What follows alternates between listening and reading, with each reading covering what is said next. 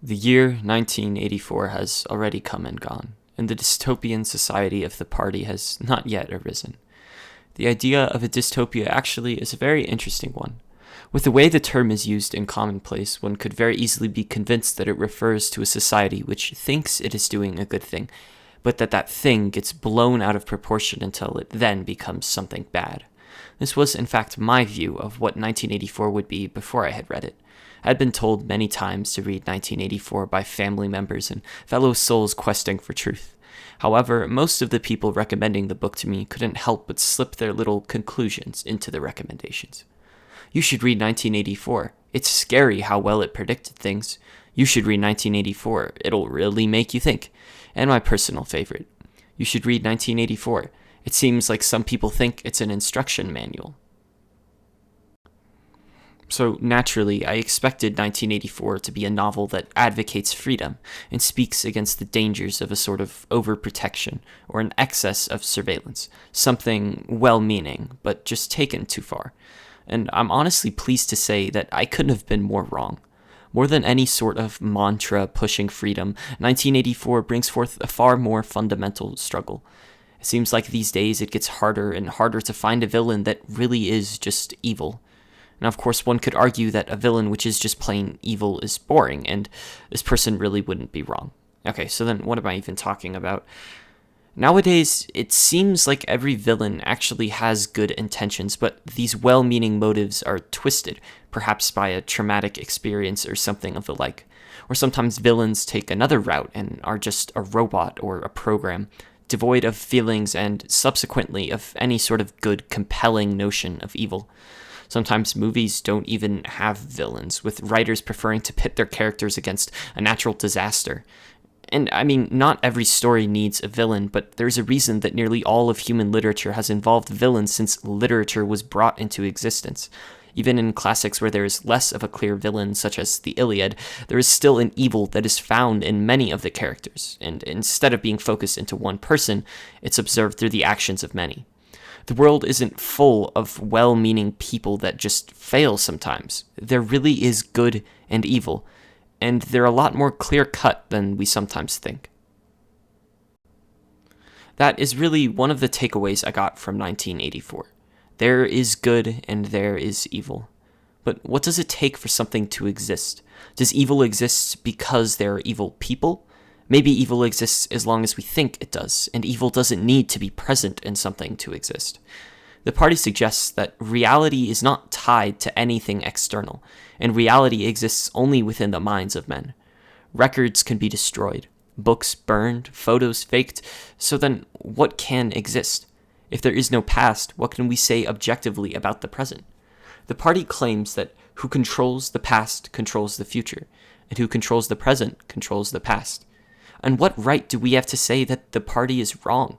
In the world of 1984, which is really useless to say as the world of 1984 is our own world, but at any rate, in this world, nothing survives from the past.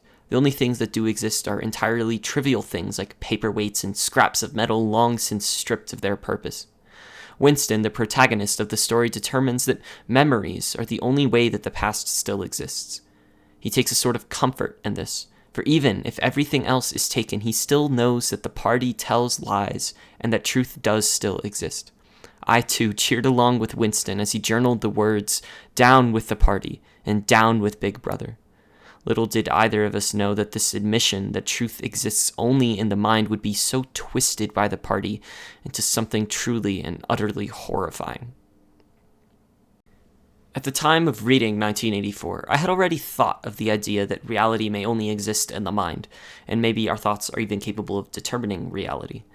I thought too about the fact that so much of philosophy involves humans trying to prove things exist without being able to understand what they are, and everywhere that man is present, infinite contradictions are also present. This ability to contradict oneself is, I thought, a beautiful thing. Terrible, of course, but there is something truly amazing in the mixed potential of man. No book that I have read thus far has demonstrated this beauty to me more than the Brothers Karamazov. All these ideas that I had, they were flipped completely on their heads, and I was genuinely taken aback. The party encourages the practice of double-think, which involves a person simultaneously knowing something is false but believing it anyway, very similar to the idea of philosophy that I had previously held. In doublethink, the users of the technique consciously make themselves unconscious. It's something that really shouldn't make sense, but somehow can. Again, a contradiction. Other concepts include crime stop, the ability to stop one's train of thought before it arrives at a particularly damning thought. And speaking of thoughts, in 1984, thoughts themselves are crimes. There's even a whole branch of the party that's dedicated to determining when somebody has committed a crime in their thoughts. I found this concept particularly interesting because it demonstrates that although reality may exist only in the mind, thoughts still do have some physical expression that seems inseparable from the thought itself. The thought police are able to determine when somebody has committed a crime in their thoughts by analyzing their physical actions. And it's interesting because the two are very contrary ideas, but yet again, they exist together within the story. Thoughts which are supposed to be completely free of any physical link are determined through the study of physical expressions. The party, however, seems capable of destroying this link and remaking humans in whatever manner they wish, so it seems like this rule of the physical being tied to the thoughts of humans can be nullified. Now, if you haven't read 1984, hopefully all that's still sunk in, but it would be a fool's endeavor to continue without at least outlining the events of the book. If you would like to skip the recap, you can go to the timestamp shown on screen. 1984 considers the life of one Winston Smith, a man of around 35 years, for in 1984 time is not a certainty, who begins to rebel against the all-powerful party which controls the ins and outs of his daily life. He meets a woman named Julia, and very much against the will of the party they engage in a love affair.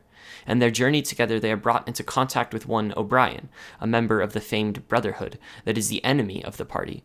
Winston and Julia vow to devote their lives to the destruction of the party. One evening, when the two are hiding together in a secret room, they are not so surprisingly arrested by the thought police. You see, this whole time, Winston and Julia knew that they would get caught and that it was only a matter of time. They even felt that they were already dead in this respect. Even less surprising is the discovery that O'Brien is a member of the thought police, and that no brotherhood even exists. Winston and Julia are then separated and tortured. Winston learns that the party is one of the three powers of the world, Oceania, which is constantly at war with the other two, Eurasia and Eastasia, and that all three powers follow much the same doctrine of oppression. At first, Winston thinks that this doctrine involves enslaving the middle and lower classes for their own benefit, much like I myself thought when I was reading the book, but he learns from O'Brien that the party and its counterparts are interested solely in power, good old-fashioned power, not something heretical, something passed down, and not even the power of themselves, but the power of a body which is chosen in a sort of merit-based way, a power that is universal and wholly devoted to subjecting the lower classes to what is really slave labor. This is the final form of oppression, not hidden behind a religious disguise, not pretending to aim for the freedom of the lower classes, but just plain evil. And despite Winston's previous assertion that good and evil exist and he can tell which is which, through horrible tortures, which it just would not do to discuss at great lengths, his perception of reality is destroyed and becomes convinced that reality does only exist in the minds of men. And if he thinks something is happening, then it must be happening. He is eventually released, a husk of humanity, and even his ardent love for Julia is gone, replaced with the love of the mysterious figurehead of the party, Big Brother. The evil in 1984 is not really anything more particular than the lust for power, and I personally found the idea that the members of the party are not interested in keeping power in their bloodlines, or really even in demonstrating the power, very interesting. Power was really only necessary in order to keep the proles at bay. And, I have some explaining to do, don't I? The proles are the lowest of the classes, who live largely outside the surveillance and oppression of the party. They are the lower class of people that has been passed around throughout the ages, and who will never truly be free. They are quite simply harmless to the party as long as they are distracted. One glimmer of hope does exist, however, a glimmer that Winston held on to until the very last fibers of his mind were shattered and pieced back together by O'Brien. There is this beauty in the suffering of the proles that Winston cannot quite explain. The old woman singing as she hangs up endless amounts of laundry, who seems like she would be perfectly content hanging up clothes for the rest of time. Winston observes a sort of freedom to follow rules, the freedom to be governed, the freedom to say that 2 plus 2 is 4. More than anything else, I feel that 1984 idealizes this sort of freedom. I believe that instead of being a warning about the future, it is more so a call to cherish the past, to remember what has happened, that we can allow it to shape our future. In the present, we can control the past, and only through controlling the past can we look with hope towards the future. At one point, Winston finds a little paperweight made from a tiny coral suspended in glass. What was surely once such a trivial object in its own time becomes a treasure to Winston. He feels that within that single stone lies an entire world, his world. Upon finishing 1984, I was fascinated with the urge I now had to write, to document, and to appreciate the events of my own life. I realized that I exist in a world where we still have the ability to shape our lives however we wish, a world where we can preserve the past, and fold it in glass and hold it close to our hearts for the rest of our years. I realized that memories are such beautiful things that hold relevance really only to those that partake in them. They exist purely within our minds, and their malleable nature has always intrigued me.